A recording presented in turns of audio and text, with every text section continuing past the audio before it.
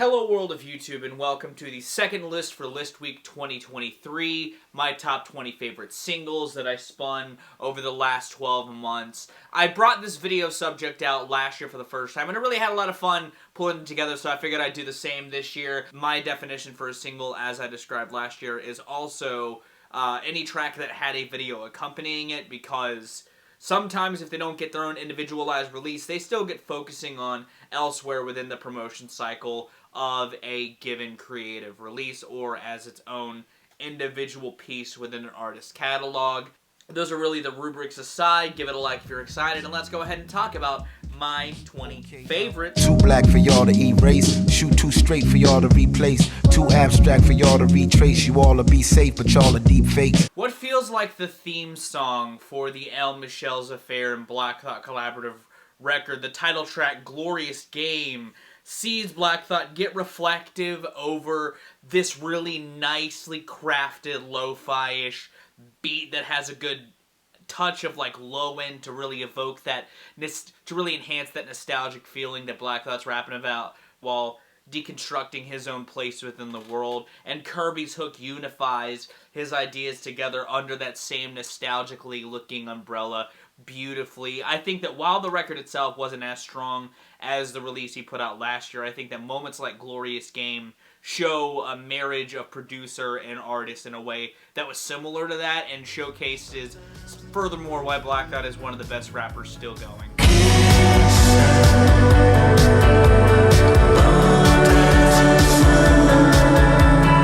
I think Slowdive's attempt at like a jangly autumn cutesy little romantic jam and Kisses landed incredibly well in my opinion. Easily the strongest highlight of the album, even if it's sort of deviation unto itself on an album full of deviations. I think that Kisses is a lane that the band should absolutely explore even further, because I think that the sort of intimacy within the song is very well harnessed, and I wouldn't doubt this band to do so, but I think that like the proof of concept of it in practice is done so magnificently. I love the guitar production on this. I love how airy everything feels, even if it's not necessarily a shoegaze jam at its core. It's got elements that remind me of bands like Echo and the Bunnymen from their 80s run that I think is just sublime. I think that the song is fantastic and was one of the parts of that album that I kept on heavy rotation as the weeks got colder. Paint the picture in blood and butter, holy water. Caroline Polachek's Desire I Want to Turn Into You is an album full of pop smashes, but Blood and Butter sits above it all by being this just insanely infectious blending of like early 90s pop nostalgia, capped off with a motherfucking bagpipe solo that helps bring the song into another realm before it washes away like waves on the shoreline. I think the build-up throughout the pre-chorus, where the title of the track comes in, really builds to a great crescendo where the chorus just flows out in beautiful splendor. I think that the song is a pop masterpiece, and I think that it's got this evolution across it that taps into different inspirations in different ways. It creates a really engaging experience, especially on first listen with the listener, that creates these moments of these pocket moments of enjoyment that crop up on re-listens. It's a song that keeps on giving, that is catchy as hell to me.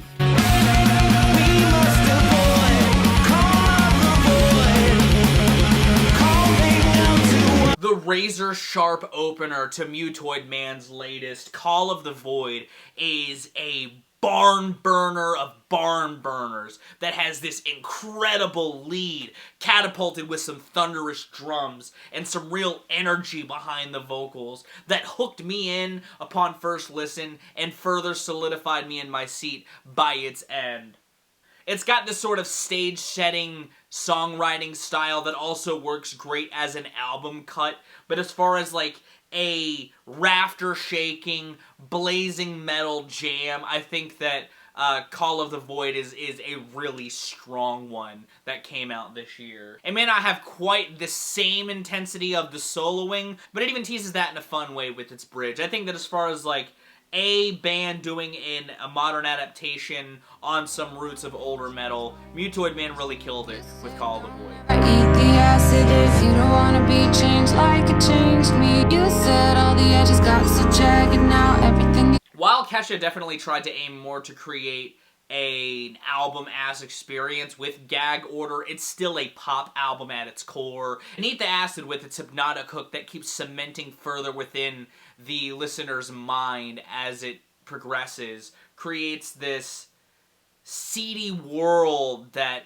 Kesha's been forced to not speak on this whole time, and shows this sort of bleak mindset that may have instilled within her the longer that this process has gone on. I think that as far as like evolutions across a jam, this is just a beautiful execution with these layered vocals that keep coming out with different hooks of melody and synths that keep the ambience uneasy. Similarly to a track like Blood and Butter, I think that it does have this really good climax, but unlike that, it has this slower burn to the build-up that I think makes its payoff all the more grand and worth it. I do think that the album is incredible, spoilers, but I think that this piece of it is easily its strongest moment, and I think that, like, as far as embodying these album's themes in the most sort of catty way, Eat the Acid is a great version of that. It has this sort of foreboding touch that I think enriches some of the thematics that the album explores further on down the line.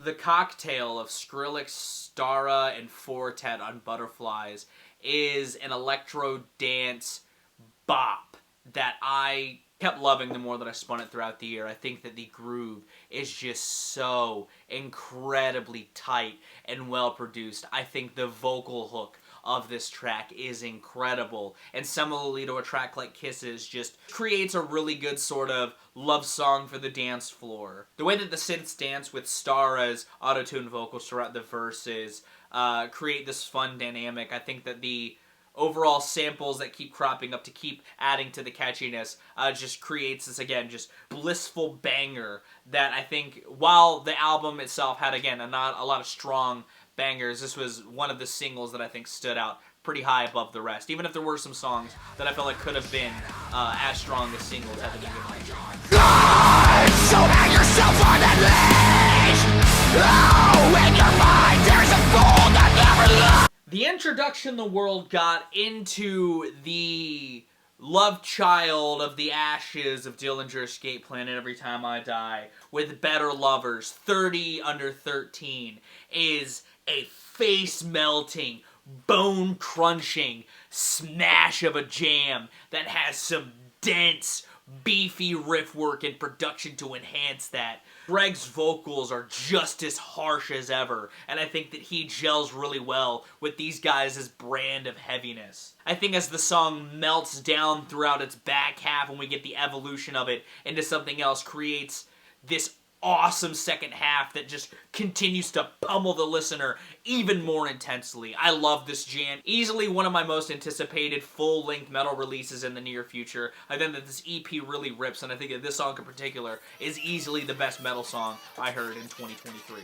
First off, fuck Elon Musk, $8 too much, bitch, that's expensive. Put a hose in the back and the cracks in the slack by tweaking, deleting, I meant it. I don't really check, cause I got with what kicks off with the P. Diddy sample and a middle finger to Elon Musk that gets further fleshed out throughout Peggy's verse, also introduces the marriage of madness that was Peggy and Danny Brown with Scaring the Hose on Lean Beef Patty. I think that this is probably the best track to introduce the two, because I think it showcases Peggy's wit and just attitude and how well it melds with Danny's own brand of unhinged bar spinning. And I also think it's just a great beat by Peggy. I think the production is just a whirlwind of ideas that I think encapsulates the two's creative energy so very well. I think that it's a great jam. I don't think it's my favorite track on Scaring the Hose, but I think as far as picking a single for it to introduce the two, this was a good one to do so.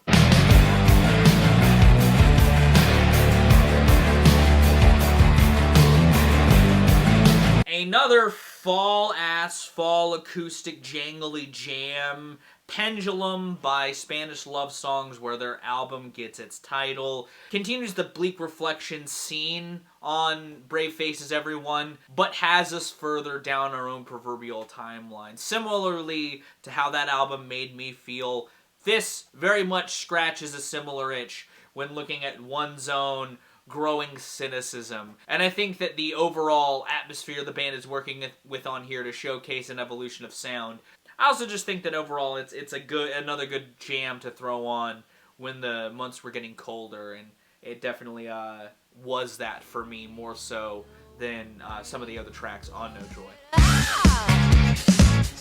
always running out of time.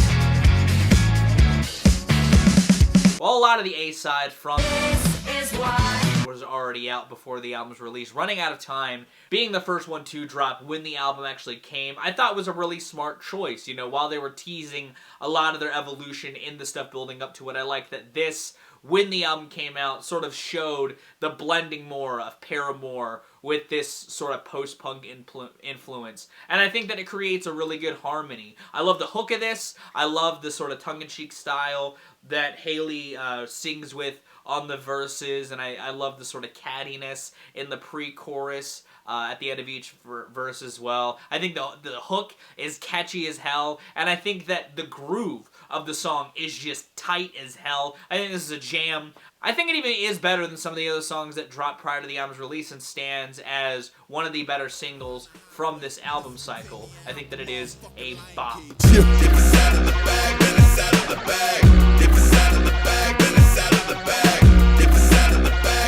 Introducing the scientific twist that Aesop Rock was diving into on his newest ITS on Mindful Solutionism sees hip-hop's wordiest rapper continue that dense verbosity while discussing the evolution of man through his hands and technology. I think that it's a really smartly written song with a hook that spins a nice Schrodinger's cat reference to go the full 9 on scientific absurdity. I think that this is a smartly written jam, and I feel like very few rappers could pull it off in the same fashion as Aesop does on this, but it very much feels like an Aesop Rock-ass Aesop Rock jam without quite the niche quirkiness, but I think sort of introduces his headspace when pillaging forth on this project pretty strongly. I'm not going to tease too much about my thoughts of it in some capacity.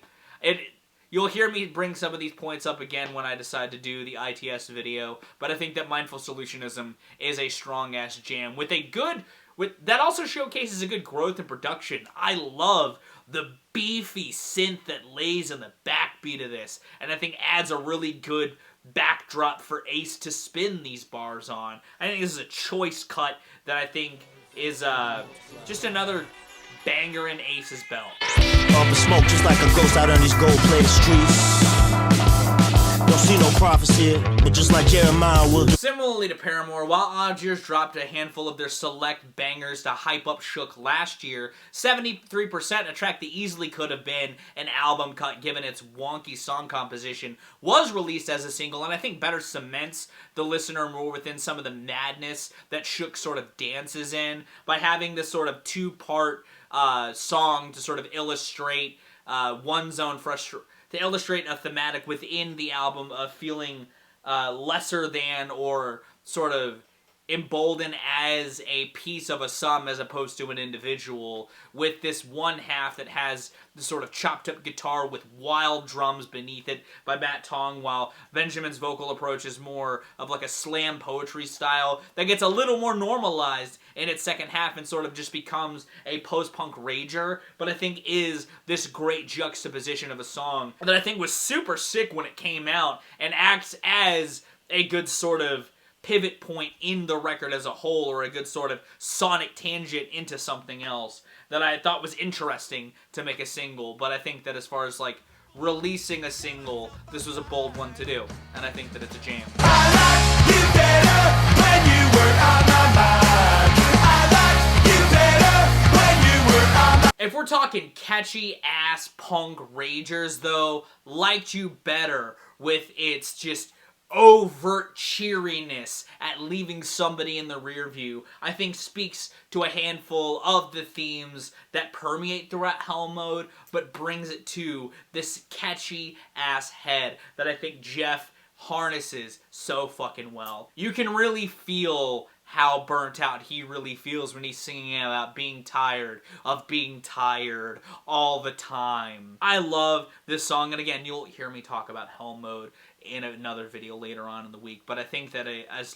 far as like putting a piece of this on a pedestal that definitely teases some of the themes and emotional headspace behind the record, but presents it in a single way, Liked You Better might be Jeff Rosenstock's catchiest moment. Silent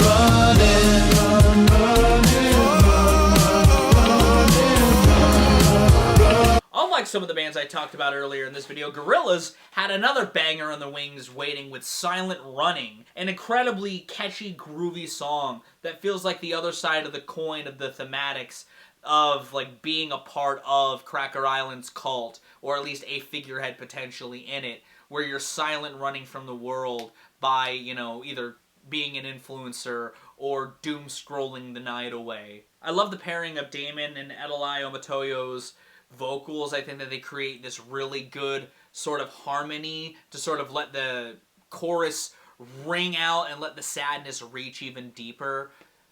It's a real sad banger, but I think that it's a quality one at that. That helps sort of further solidify the groove-centric nature that Cracker Island is throttling with at its core throughout it. The way that chain you gave me,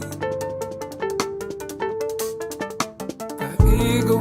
Loose, airy, lush, still catchy.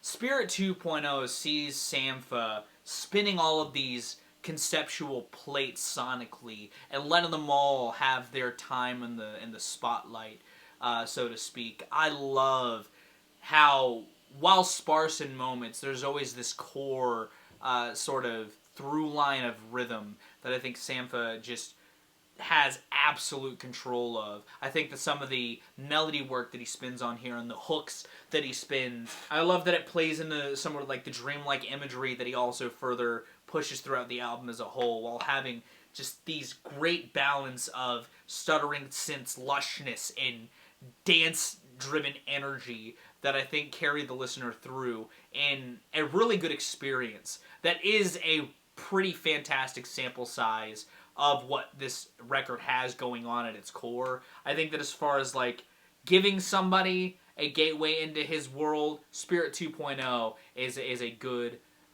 illustration of that. And I love that it sort of lends to the desires that he feels and again further explores in the album. I think that the song is beautiful on top of that. I think it's just so well produced. On a record that's easily one of my favorite produced throughout the year, Spirit 2.0 has all the bells and whistles I liked and a nice little bow.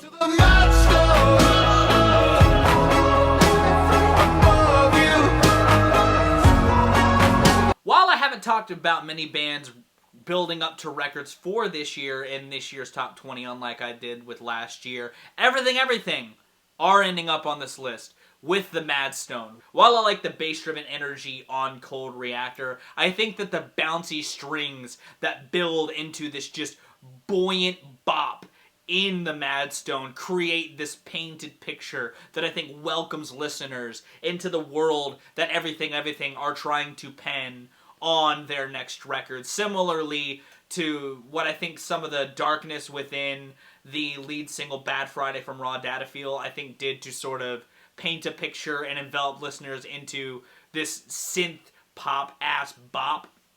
I love that this has this sort of gravitas and dramatics behind it that has this cool little evolution throughout the track listing that I think is just kept me coming back. Again, I love how bouncy this fucking song is. I think that it's a fun ass groove that I think has this airiness to it that I love seeing the band tap into. It reminds me similarly to what a track like To The Blade did to open a record like Get to Heaven, but keeps it even airier. I don't know. It's a great vibe, and I like both tracks that they've teased for this new record. And obviously, if one was going to end up on here, it'd be pretty high, and this is the one that did, and where it landed. Maybe Tuesday, can I spend a fortune? 'Cause I want to, I know it's a pulling. How about the Fun fact about my Spotify Wrapped this year, Just For Me by Pink Panthers was my most streamed song this year. I got really into Pink Panthers this year, and while I thought Boys a Liar Part 2 was a good pairing with her and Ice Spice, I think Mosquito is a good sort of showcasing of the evolution that She More sees on Heaven Knows, and I think is a just lush, catchy ass jam that has some really good electronic style production beneath it, but also has moments that really lean into that 2000s nostalgia that Pink Panther sort of champions in a strong way on a lot of her music, but especially on Heaven Knows. I think that it's a catchy ass jam that, like a lot of good Pink Panther songs, sees her exploring heartbreak and sadness and does so in the catchiest of ways possible. Everything down to the little turntable scratches just very much feels like a well-crafted piece of nostalgia core, but I'm eating this shit up like it's a fucking bag of potato chips, okay? Nigga, read the room, don't assume niggas is cool. Stay in your pocket, this is cool. Blah, blah, blah, blah, about trauma. You ain't special, everybody got problems. I said it earlier this year, but Sorry Not Sorry is easily one of Tyler, the Creator's best jams. As far as being a song to look back on your mistakes and try to own up to them, but through the perspective of it being the last thing you're ever going to say to somebody, is this dramatic crescendo that I think cast the estate sale off into the sunset so perfectly. I fucking love this jam. This beat goes hard. Tyler has this just earnest honestness to his delivery that I think is so well portrayed. And I think both feels really well autobiographical, but again, very much feels in line with Tyler Baudelaire in a way that sort of blurs the lines that he does in Call Me If You Get Lost perfectly. I think that the build-up throughout the track and its overall sort of wind down to sort of ease people into a conclusion whilst trying to tease maybe a little bit of a future still just feels like the greatest punctuation Tyler could have pulled together for this album cycle. I think the song is incredible and a fucking heart-wrenching jam. crash the car through the sky? Even if I may have some bitter feelings about the subject of this song, given I begrudgingly lived its title by the year's end, I can't help but love the way Nowhere decided to end their album from this year, Nowhere Forever, with Crash the Car, a song that more leans into the lush side of the lush jazz that they were playing with throughout Nowhere Forever, but is easily one of the catchiest songs this group has written, that with this melody that is just beautifully laid down by both Genevieve's vocals, the brass that comes in by the end of the track, and some of the other accompaniment. The drum production on here is also just sublime. It's intimately tight and poppy. I love this song. I think it's incredible. I think that as far as like having a moment where the song sort of goes there and has this ultimate climax, Crash the Car is that tenfold. It was hard to pick a song from this album because all of the songs that they made videos for are all just bops and bangers in their own regard. But Crash the Car is easily my favorite of the songs that they decided to give a video throughout this album's creative process. I'm the dumbest girl alive. I took 10 Advils today. I got bruises on my thighs. Plus I gave away my brain. I'm the dumbest girl alive. If we're talking barn burner openers, though, Dumbest Girl Alive is some of the cream of the crop when it comes to that. It showcases a bigger production quality. It showcases a production quality upgrade from 1000 gecs with a density that goes even farther while fitting within the 100 gecs camp. It's got some incredible catchy melody play, both in this guitar riff that acts as this heavy metal stomp and its own Coheed and Cambria-ass breakdown after the first chorus. The album itself goes nuts, and there were a couple of other tracks that I would have liked to have seen singles that might have ended up higher than this, but as far as the song I stream most from 2023, Dumbest Girl Alive is easily that, and it's because it's just so fucking good at doing its job. It's there to get you amped while also feeling like the dumbest and baddest bitch alive, and it fucking is great at that. I love Dumbest Girl Alive. It's catchy, it's wild, it's goofy, and it's incredible, and I love it. 10,000 Gex is going to be high up on my albums of the year list too, but as far as like singles of the year, Dumbest Girl Alive is easily that for me. And that was my list. Do you agree? Do you disagree? What's your favorite single that came out this year? Let me know in the comments down below. If you want to see my top 50, there's a link in the description for a playlist of that as well. Thank you again so very much for watching. If you liked it, give it a like. If you want to see more, consider subscribing. I drop 2 to 4 vids a week depending on what I've got going on. I'm going to go though. I've been Viral Racky as we get ideas, lives, and situations. And I'll see you tomorrow.